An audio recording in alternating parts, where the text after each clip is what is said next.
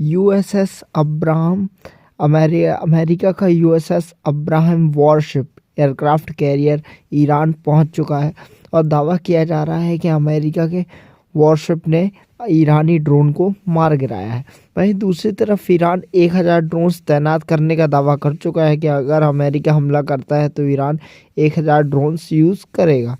लेकिन अमेरिका के सामने ईरान ज़रा भी नहीं टिक पाएगा, जैसा कि पिछली बार देखने को मिला था जब इजराइल ने ईरान पर हमला किया था।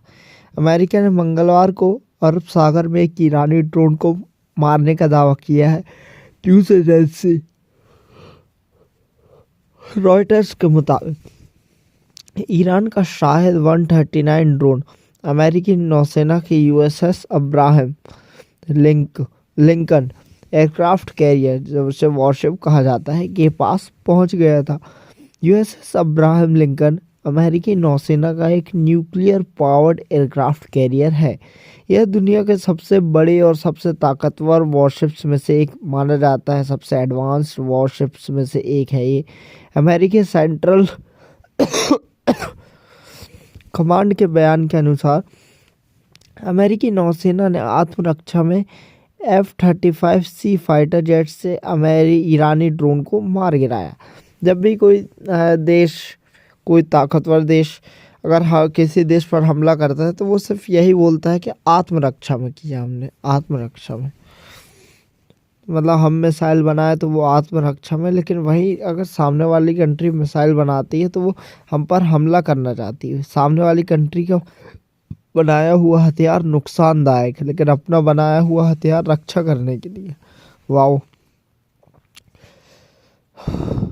अमेरिकी सेंट्रल कमांड ने इसे ईरान की तरफ से एक आक्रामक व्यवहार बताया। फिलहाल यह स्पष्ट नहीं किया गया है कि ड्रोन किस मकसद से तैनात किया गया था। अच्छा, मतलब अमेरिका का वॉरशिप अगर ईरान के पास आता है तो वो है आत्मरक्षा, लेकिन ईरान का ड्रोन अगर ईरान के इलाके में ही घूम रहा है तो वो उसके लिए मकसद ढूंढना ज़रूरी हो गया। मतलब क्या लेवल की आप देख सकते हो कि मतलब जर्नलिज्म किस लेवल पर चल रहा है कि हमेशा अगर कोई कंट्री, स्ट्रॉन्ग कंट्री, गलत भी करती है तो उसको सही ठहराया जाता है। अमेरिका के अनुसार ड्रोन ने कमांड की तरफ से किए गए नॉन लेथल डिफ्यूजन कोशिशों के बावजूद अपनी दिशा नहीं बदली।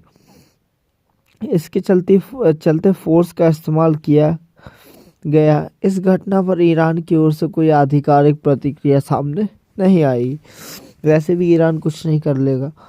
अमेरिका से तनाव के चलते ईरान ने 30 जनवरी को कहा था कि उससे ज़मीन और समुद्र से हमला करने वाले 1000 ड्रोन तैयार कर लिए हैं।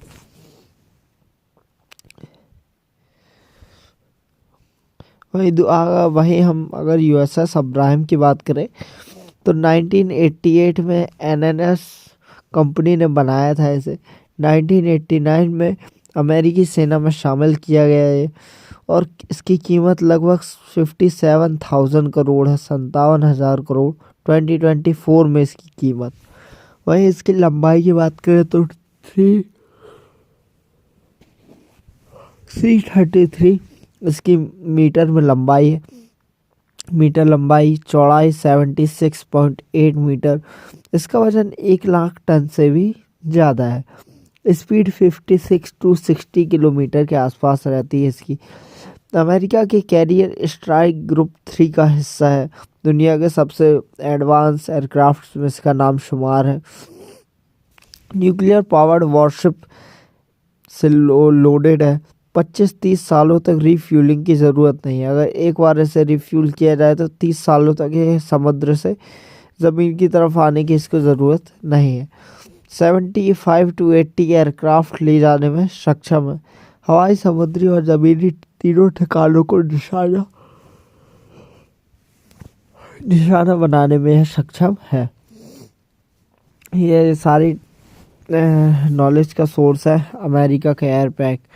अमेरिका ईरान में तनाव के बीच 6 फरवरी को अहम बैठक हुई है। यह घटना ऐसे समय में हुई जब अमेरिका ईरान के बीच तनाव बढ़ा हुआ है और वार्ताओं को फिर से शुरू करने के प्रयास जारी हैं। और अमेरिका वार्ता को शुरू ऐसे करता है कि ईरान को धमकी देकर कि अगर आप बात नहीं करोगे तो आप पर हमला होगा।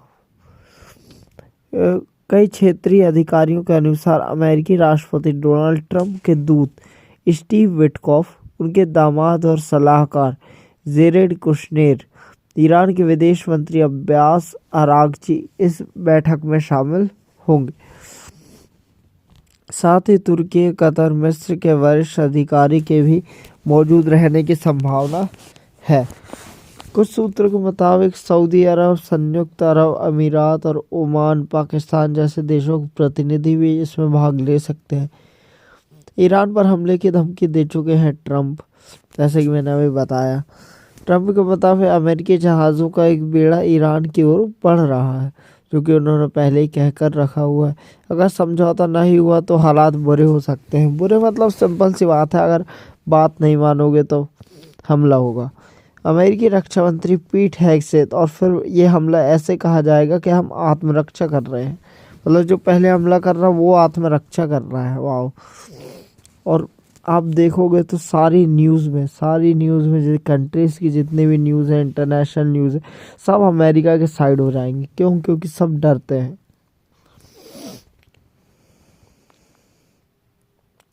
वहीं अमेरिकी रक्षा मंत्री पीट हेगसेथ ने भी कहा है कि सेना राष्ट्रपति के किसी भी सैन्य आदेश के लिए तैयार है। पिछले महीने ईरान में बड़े पैमाने पर विरोध प्रदर्शन हुए, जिसमें हजारों लोगों की मौत हुई थी। ट्रंप ने तब भी हस्तक्षेप की धमकी दी थी। वे ईरान में शासन परिवर्तन की भी बात कर चुके हैं। ईरान के नेता धमकियों के बीच बातचीत से इनकार कर रहे थे, हालांकि अब वे बात करने के लिए तैयार दिख रहे हैं। इधर ईरानी अधिकारी कह रहे हैं कि उनका परमाणु कार्यक्रम सिर्फ ऊर्जा के लिए, हथियारों के लिए नहीं। वे अमेरिका की ओर से दिए गए प्रस्ताव पर विचार करने को तैयार है, क्योंकि और कोई रास्ता भी नहीं है। ईरान अकेले अमेरिका से कभी लड़ाई कर भी नहीं सकता। वहीं दूसरी तरफ ईरानी सेना ने यूरोपीय यूनियन ने आतंकी संगठन घोषित कर दिया है, मतलब किसी कंट्री की सेना। और यह इसका रीज़न बताया गया है कि अभी जो प्रोटेस्ट हुए थे उसमें लोगों को बेरहमी से मारा गया। तो मतलब किसी देश की कंट्री की सेना को अगर आप आतंकी संगठन घोषित करते हैं तो मतलब वो सेना किस लिए है? वो तो अपने देश की रक्षा के लिए ही है ना। तो ईरान की सेना जैसे उसकी कंट्री की रक्षा के लिए है, तो उसको कोई और देश अगर आतंकी संगठन घोषित करता है तो कितनी बेवकूफ़ी भरी बात कह सकते हैं इसको। ईरान के खिलाफ पहले कार्यकाल से आक्रामक रहे हैं ट्रंप, और एक बार अमेरिका ने ईरान पर हमला भी किया था, जब ये इजराइल ने हमला किया था। मिडिल ईस्ट में 30,000 से 40,000 अमेरिकी सैनिक तैनात हैं। तुर्की में देखो, इराक, जॉर्डन, सऊदी अरब, कुवैत, यूएई, ओमान, सब जगह अमेरिकी सैन्य तैनात है। वही नेवल फैसिलिटी देखे तो सऊदी अरब में और यूएई में, ओमान में आपको नेवल फैसिलिटीज़ देखने को मिल जाती हैं। मतलब जितनी भी मिडिल ईस्ट की कंट्री है उसमें दबदबा सिर्फ अमेरिका का ही है, क्योंकि बेस ऑलरेडी है। So thank you so much guys watching my video. ऐसे ही वीडियो के लिए मेरे साथ जुड़े रहिए। मिलते हैं नेक्स्ट वीडियो में, तब तक के लिए bye bye. Thank you so much watching my video. जय हिंद, जय भारत।